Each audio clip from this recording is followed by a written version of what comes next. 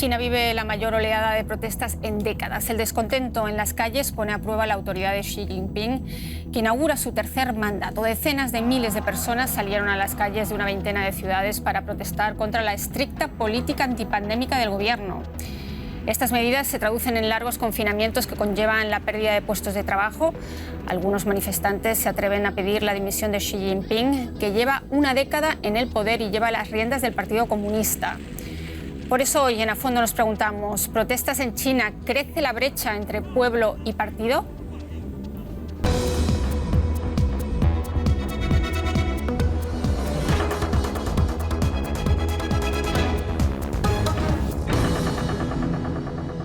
Ahí donde estén, quiero darles la más cordial bienvenida. Gracias por acompañarnos en este debate. Y hoy conmigo en el estudio están Juan Carlos Barrena, corresponsal del diario El Correo y del grupo editorial español Vocento. Ana Solís Destange es analista internacional, doctora en ciencia política, docente e investigadora de la Universidad Helmut Schmidt en Hamburgo. Y Diana Luna, internacionalista y asesora política radicada en Berlín. Bienvenidos a los tres, bienvenidos a ustedes. Ya saben, les invito a participar en la discusión a través de nuestras redes sociales. Y ahora sí, vamos directamente al grano. Juan Carlos, con el más experimentado en esta ronda.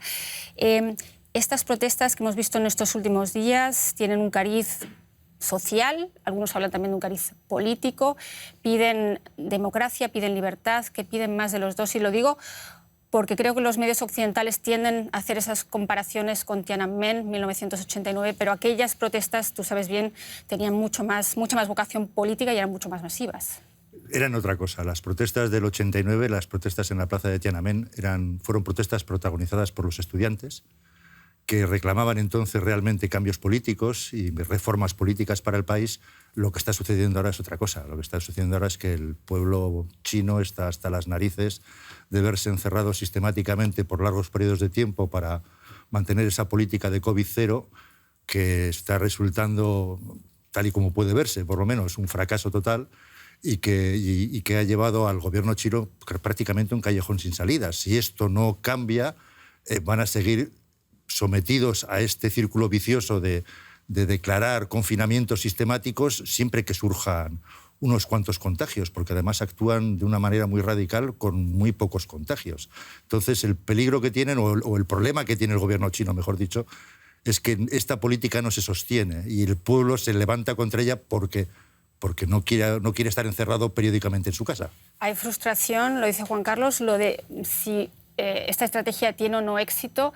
En el fondo es un país que ha sabido contener las infecciones con una vacuna menos efectiva que las vacunas occidentales. De todos modos, si escuchamos a los corresponsales sobre el terreno, hablan de protestas en una veintena de ciudades, es decir, evidentemente no a lo largo y ancho del país, y sobre todo de jóvenes urbanitas, es decir, la población rural. Ana, ¿sigue apoyando la estrategia del gobierno o cómo lo ves? Bueno, aquí realmente la gente está cansada de este confinamiento. Ya, como decía Juan Carlos, son 3 años, o sea, es sumamente largo. Y el asunto es que no se ve un fin. Ahora, vemos que las demostraciones han sido en diferentes partes del país, pero con distintos matices. Y esto es porque tenemos dentro de la estructura china, claro, un gobierno central fuerte, pero son los gobiernos locales quienes aplican todas estas políticas. Ahora, bueno, la pregunta es cuánto esto va a durar.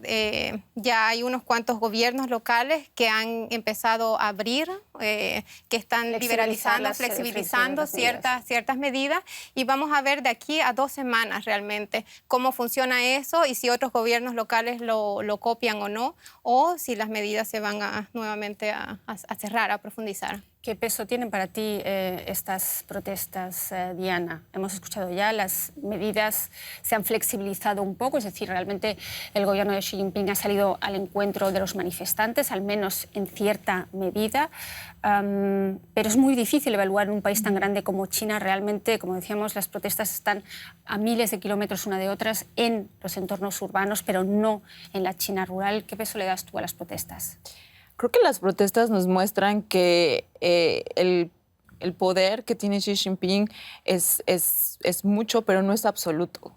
Hace un mes estábamos hablando de cómo Xi Jinping estaba siendo reelecto por tercera vez como jefe del partido, como en China, pero hemos visto que este descontento que está en las calles es muy difícil de percibir sobre todo en una sociedad occidental donde es mucho más fácil manifestarse. Entonces, creo que lo que nos están diciendo estas protestas es que no solo es la clase media la que está harta de las políticas, sino también aquellos obreros, aquellos campesinos que viven de lo que cosechan el día, del trabajo del día. Y creo que eso es un componente que a veces se subestima, que aquellos que no tienen ahorros, que no es la clase media y que no tienen para comer al día, son los que más están sufriendo de lo que está pasando. Y creo que también es importante recordar cómo comenzó, ¿no?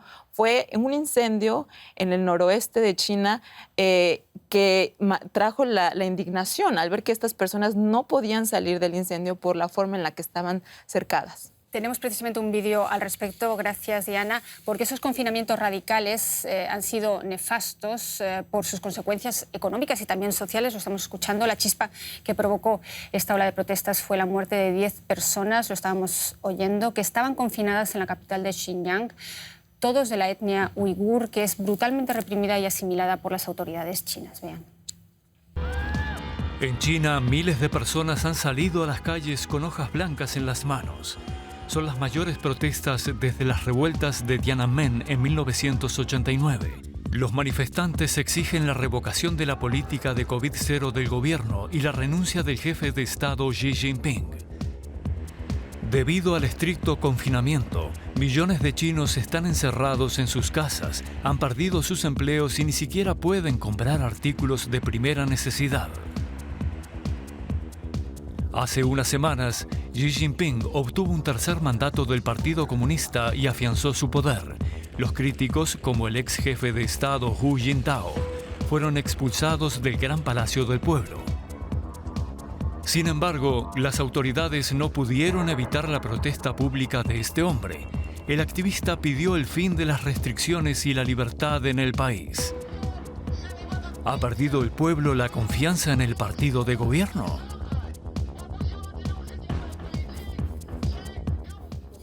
¿Qué tan popular, Juan Carlos, es el partido en estos momentos y sobre todo la figura de Xi Jinping, que acaba de asumir un tercer mandato, es decir, estará ahí los próximos 5 años?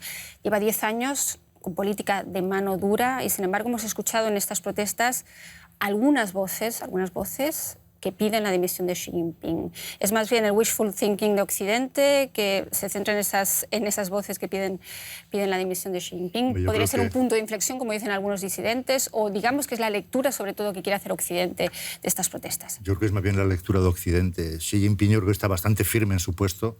Acaba de ser reelegido, como comentábamos antes, para otros 5 años, con visos de eternizarse en el poder, porque tiene toda la apariencia de que después de 5 años seguirá todavía ahí y aspirará a ser elegido por una vez más. Estas protestas son todo casos aislados. Tampoco lo sabemos con certeza porque la prensa no está en todas partes, ni tiene libertad para moverse, ni tiene libertad para informar de todo lo que sucede en China, ¿no? Pero por lo que hemos podido apreciar son casos aislados por lo que hemos podido apreciar también en las protestas que han llegado hasta nosotros últimamente a cuenta del confinamiento, la gente no está pidiendo democracia, ni está pidiendo libertad de partidos, ni está pidiendo que se acabe el Partido Comunista Chino. Exacto. Lo que está pidiendo la gente es denos libertad, queremos salir de casa, queremos recuperar la vida que teníamos antes, ¿no? No necesariamente democracia ni un cambio de sistema, lo que piden es libertad. Y vemos que un poco está aplicando Xi Jinping la política esa del palo y zanahoria, es decir, por un lado represión claramente, por otro lado flexibilizar esas medidas. ¿Lo tiene fácil Xi Jinping? Quiero decir, si realmente revisa muchas más medidas, significa un poco perder la cara y sobre todo tiene el riesgo de que realmente haya un brote importante en China, lo cual tampoco sería positivo para el gobierno. Yo creo aquí hay 2 puntos importantes también tal vez de mencionar. Por una parte, claro, es la política de Xi Jinping, que tenemos de esta política cero, pero no hay que olvidar, por ejemplo, la estrategia de seguridad de COVID-0. No hay que olvidar si la Ley de Seguridad Nacional de 2014. A través de esa ley y una comisión que se creó con ella que preside Xi Jinping, se ha ido realmente coartando cada vez más los derechos de los ciudadanos. Ha habido un control mucho más rígido de lo que se tenía antes. Por ejemplo, la mitad de las cámaras de vigilancia de todo el mundo están en China. Ha habido mucho más represión política. O sea, el Partido Comunista Chino es bastante grande. Realmente la fracción lo está apoyando fuertemente a Xi Jinping, eso es claro, pero... Esas restricciones, por tanto, no se limitan a los últimos 3 años, dirías que vienen ya de los últimos 10 años. Sí, o sea, habría que, por lo menos desde el 2014, por una parte, estoy de acuerdo con Juan Carlos que dice, bueno, son estas, se ha dado de pronto estas manifestaciones, sin embargo, son cada vez más numerosas, eso es lo que se va viendo. Pero también si vamos viendo qué está pasando abajo en la sociedad china, desde 2014 hay una mayor represión política por parte de Xi Jinping. Ahora, por otra parte, y es el otro punto, de que si van a funcionar estas nuevas políticas contra el COVID, eso va a depender, claro, hay una estrategia nacional, pero hay que entender también cómo funciona la estructura institucional en China, ¿no? Es un régimen autoritario, pero al mismo tiempo descentralizado regional. ¿Qué significa? Que los recursos los manejan los gobiernos locales y son los gobiernos locales los que van decidiendo qué política se va implementando. Claro, bajo el Consejo Central, pero ellos lo van implementando. Pero el Consejo Central evidentemente tiene la última palabra, lo veíamos en el vídeo. Hu Jintao, voz aperturista dentro del comité del Partido Comunista Chino,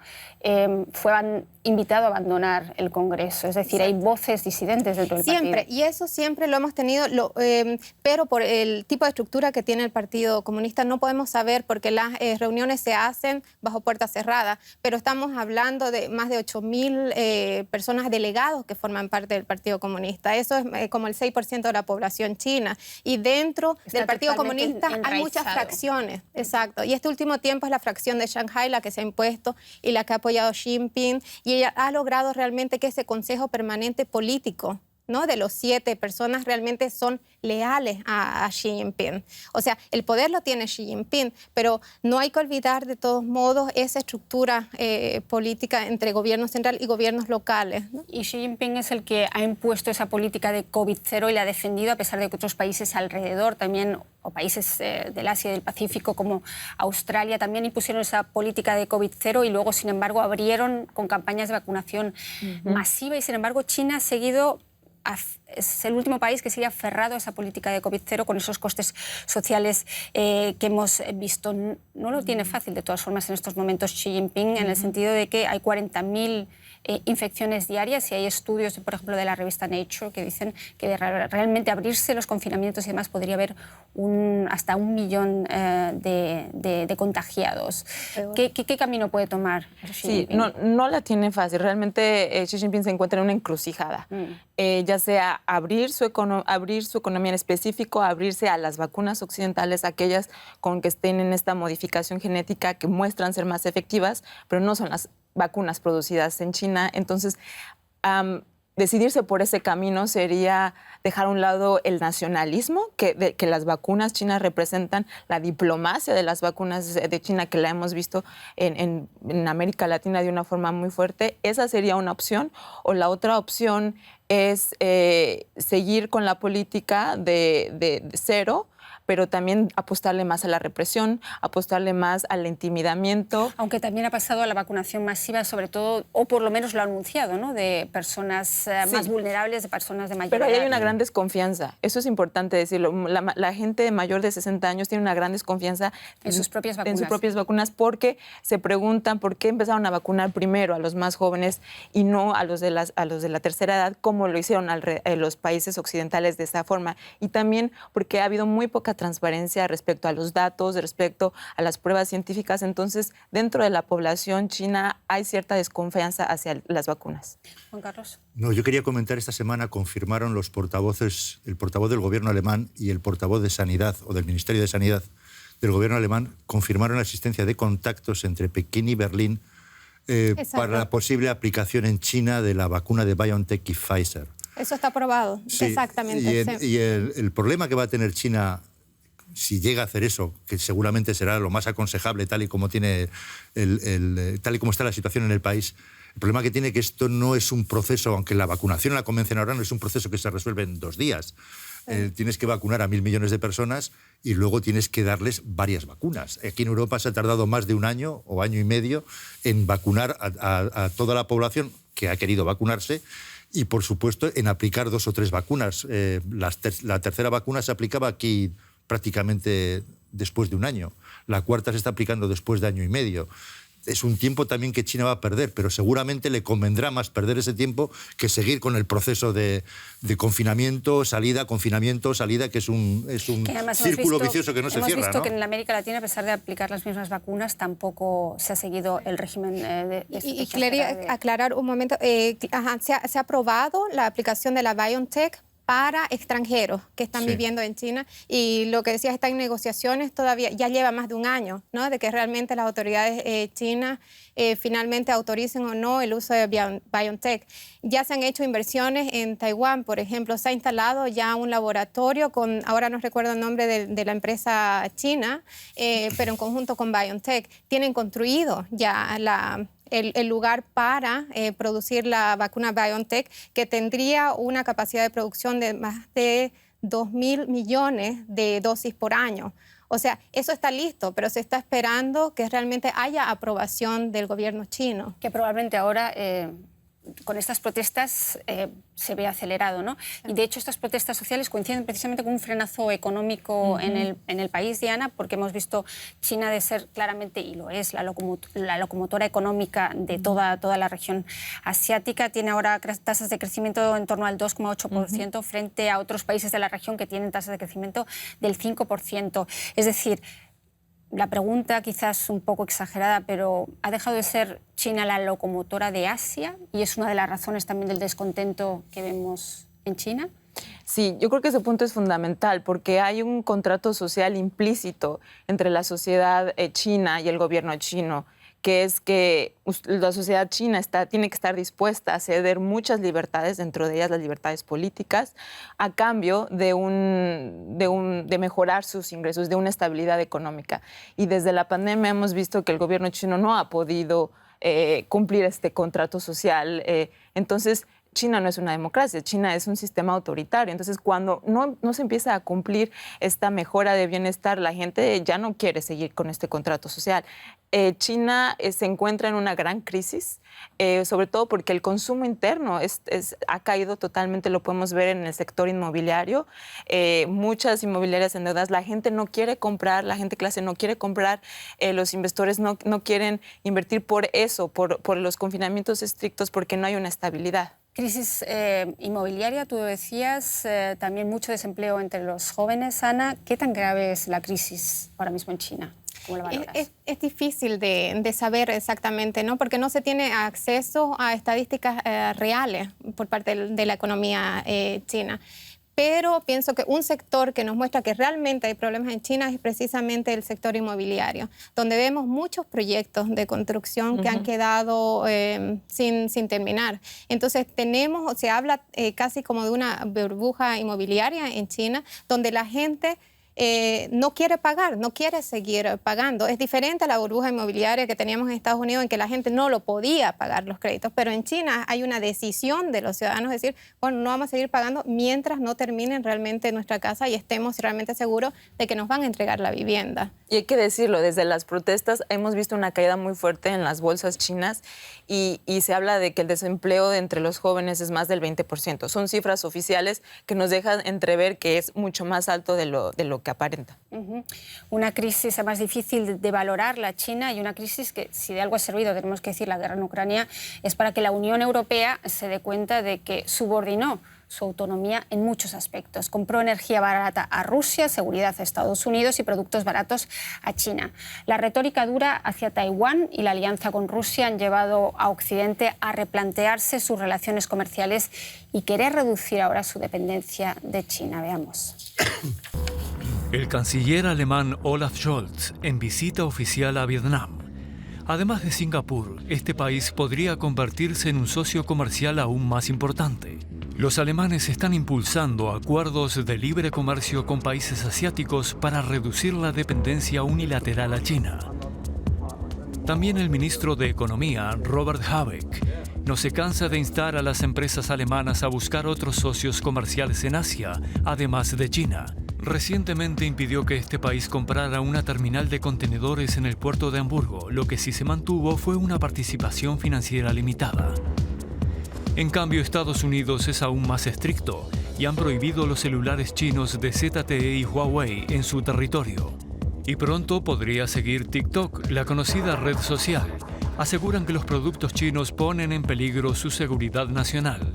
A su vez, los productores de microchips estadounidenses solo pueden exportar a China bajo las más estrictas condiciones. Cooperar o limitar. ¿Cuál es la mejor estrategia para negociar con China?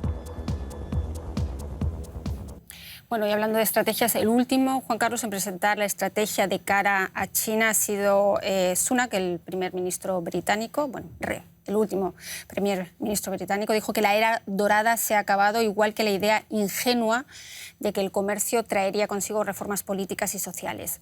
La pregunta, ¿se acabó el Wandel durch Handel de Angela Merkel al que se apuntaron tantos otros? Bueno, aquí todo el mundo ha quedado escarmentado con la experiencia de Ucrania y Rusia, ¿no? El problema energético que tenemos ahora en Europa, la escasez de petróleo y de gas, todo esto se debe a que el señor Vladimir Putin ha cerrado el grifo.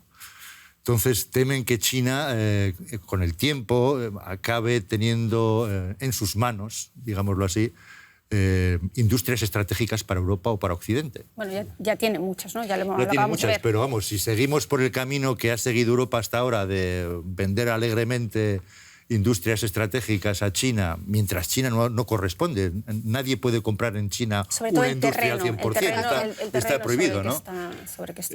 Entonces, mientras no exista esa correspondencia, desde luego no hay una igualdad en el comercio. Los chinos juegan con la ventaja de que pueden comprar donde les dé la gana y nosotros no podemos comprar en China nada.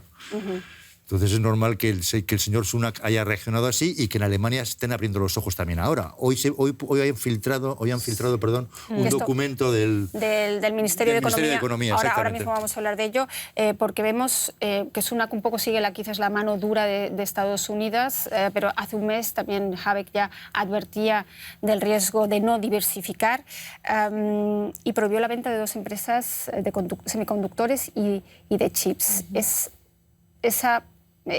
esa forma, la forma de frenar también la economía china, el prohibir la venta, por ejemplo, las inversiones ahora mismo chinas en Europa? Yo creo que el objetivo y eso de Alemania no es frenar a la economía china, sino es de protegernos, proteger la industria estratégica de Alemania. Eso fue muy claro durante la pandemia, donde vimos que habían sectores de salud, laboratorios estratégicos que estaban en manos de los chinos. Y que de repente Europa no tenía respiradores, por ejemplo, para exactamente, ¿no?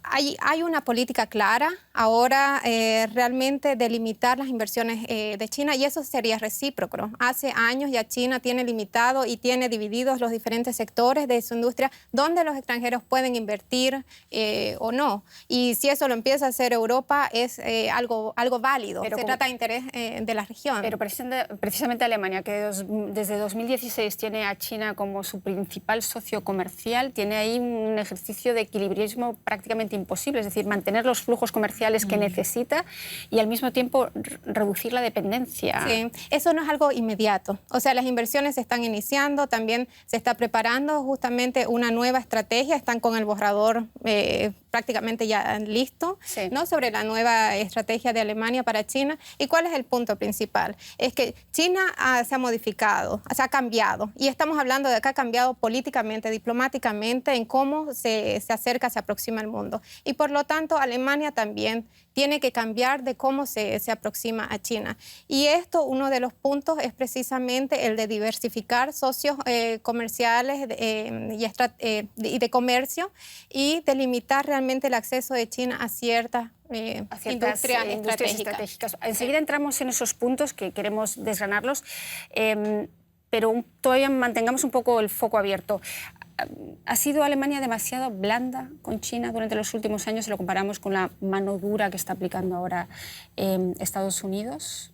Yo creo que Alemania se ha dado cuenta que no es un juego parejo de reglas, que no existe la reciprocidad, que la forma en la que en Alemania se tratan a las empresas chinas no es la forma en la que se tratan a las empresas de la Unión Europea, europeas en China. Entonces, cuando no puede haber una globalización, cuando libre, como nos las decíamos, en un mundo ideal, cuando el juego de reglas no es parejo. Entonces, ¿pero puede permitirse la crítica a Alemania? Quiero decir, precisamente por esa dependencia. Sí, sí se puede permitir la crítica. Creo que la industria está muy dividida en Alemania. Existen obviamente sectores de la industria, sobre todo la automotriz, donde quieren comerciar y seguir exportando.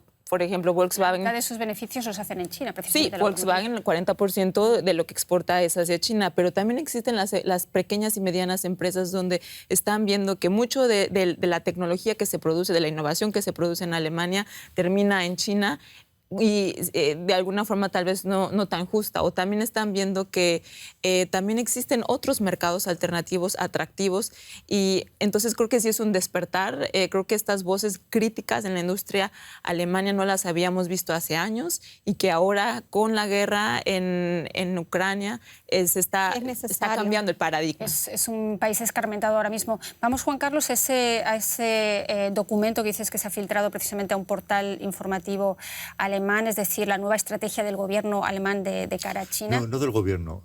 Del Ministerio de Economía. No de la coalición. Que hay que ver... Está hecho por expertos del Ministerio y que todavía no está ni siquiera presentado a la coalición, por lo que tengo entendido. Con lo cual puede ser también motivo de más de un enfrentamiento dentro de ese tripartito que gobierna ahora mismo Alemania.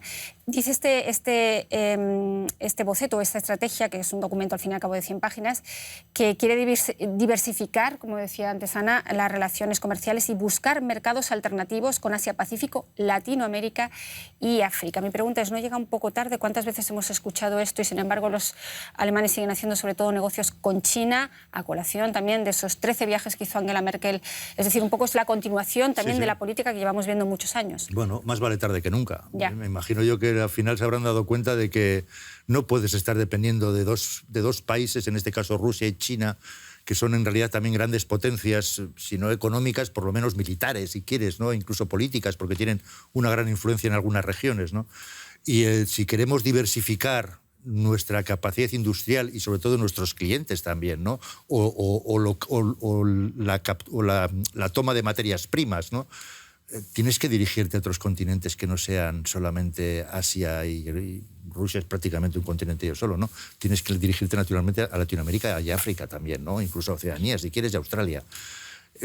Hay que abrirse a otros mercados. Si te quedas encerrado solamente en 2 o 3, al final vas a tener los problemas que están intentando resolver ahora. Uh-huh.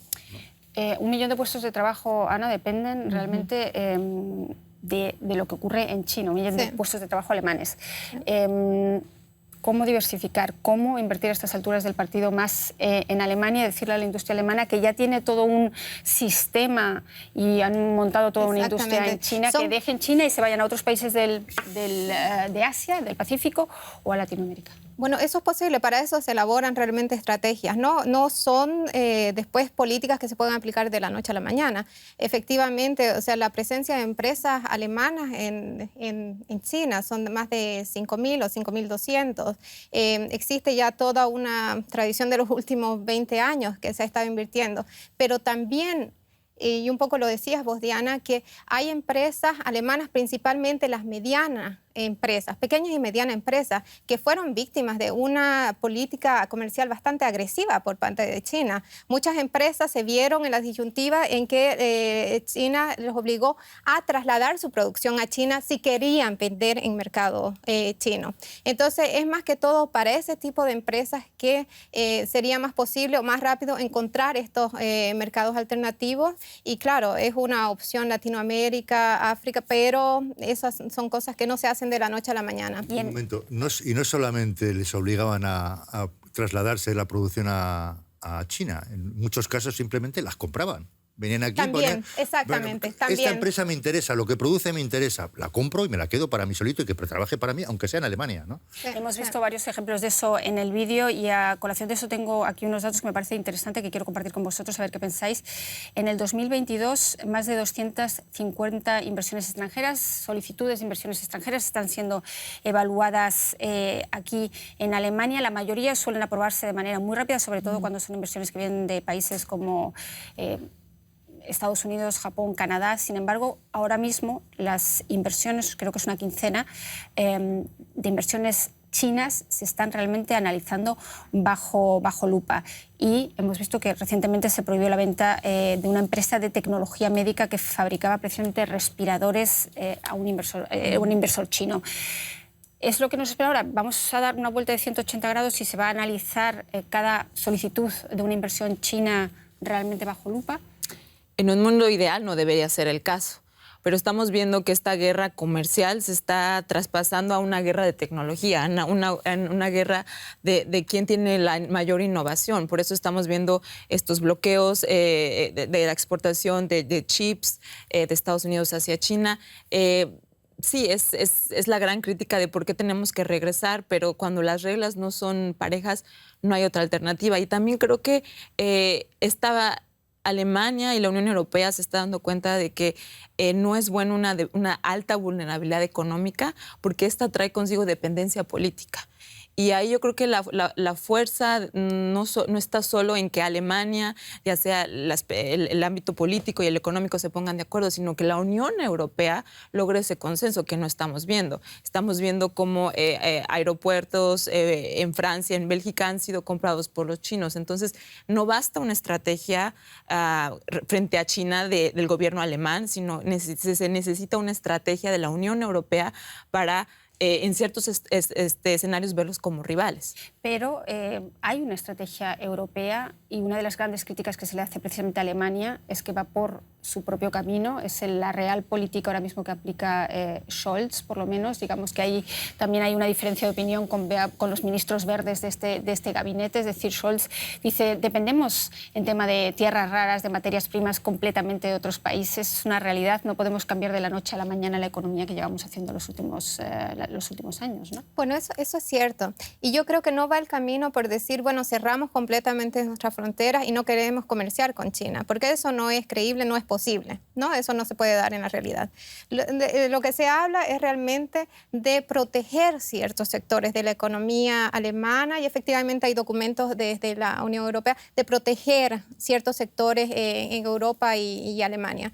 No significa querer cerrarse completamente al comercio con China. China es uno de los poderes globales, un mercado muy importante que no se puede simplemente reemplazar con otros mercados directamente en Latinoamérica.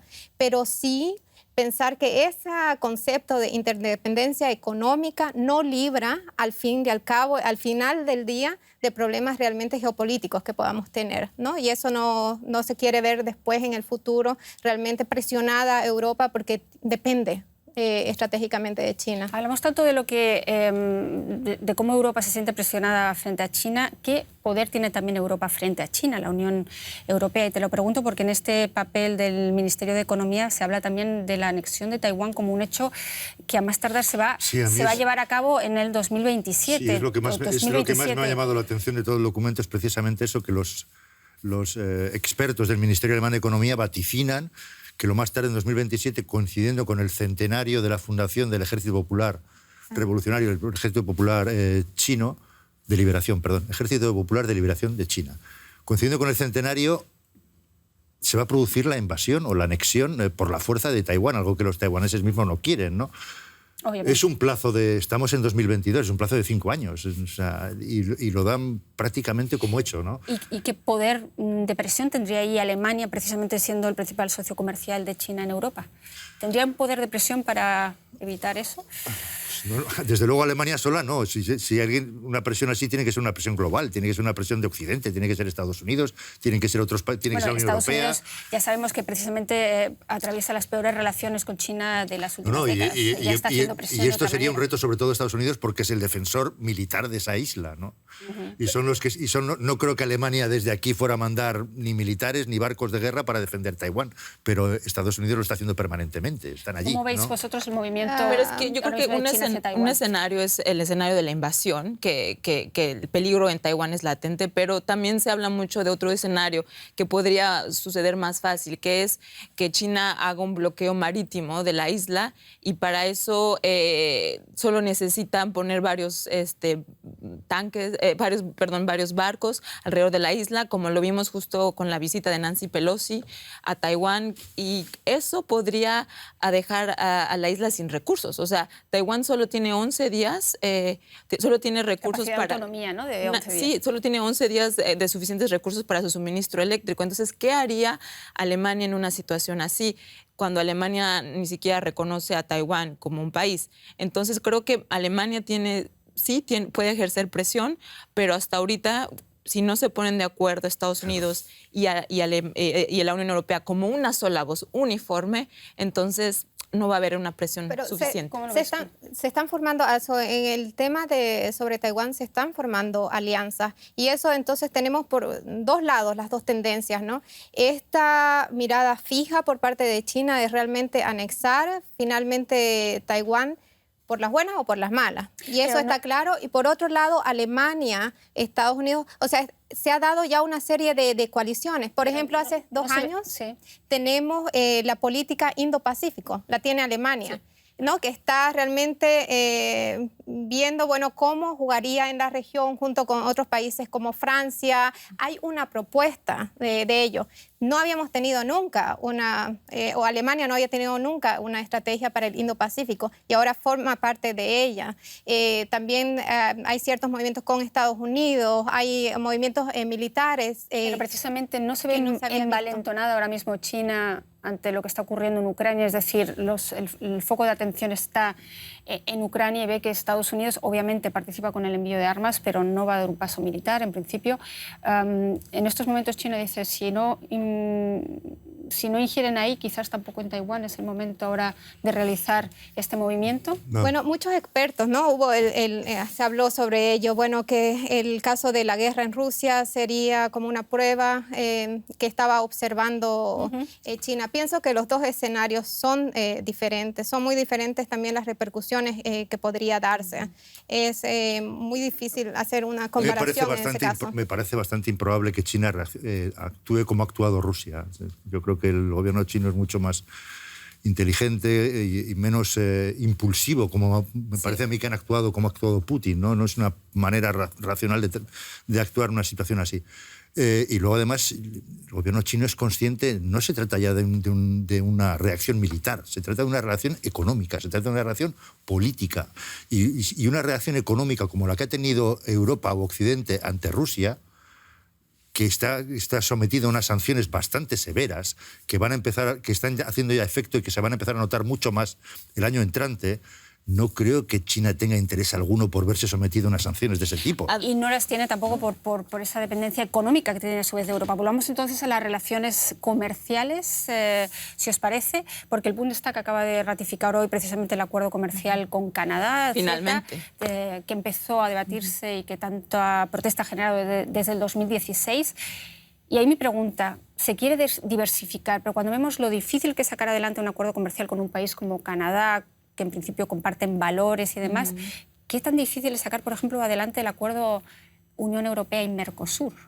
Sí, es difícil, sobre todo en el caso con Mercosur, más de 20 años negociando, han sido negociaciones muy difíciles, también hay que decirlo, porque entre Brasil y Argentina había muchos problemas internos, más el factor de la Unión Europea, pero también existe tratados entre la Unión Europea con países como México, con países como Chile, donde se ha logrado avanzar. De hecho, se han modernizado estos acuerdos comerciales. Ya no solo es sobre comercio, sino también es sobre estándares ambientales y de derechos humanos y laborales. Y ahí es donde va a ser el desafío para América Latina, si América Latina quiere ser esa región atractiva para el suministro, ya sea de minerales raros, como el litio, para Alemania y para la Unión Europea, porque tiene que cumplir con estos estándares. Pero lo es por lo menos lo es Latinoamérica para China, desde hace muchos años ya. Es decir, que China lleva largamente la delantera, de eso hemos hablado mucho sí, aquí, ¿no? Porque, bueno, China siempre ha actuado pragmáticamente, ¿no? Ha invertido en sectores donde otros instituciones, digamos, occidentales no lo han hecho por el riesgo que significaba. Y China simplemente ha invertido. No se ha preguntado si realmente hay respeto de los derechos humanos o no en ese país, por ejemplo, Venezuela, ¿no? Con la gran cifra de préstamos que se le ha dado, de modo que ha sustentado ese régimen autoritario que hay en Venezuela.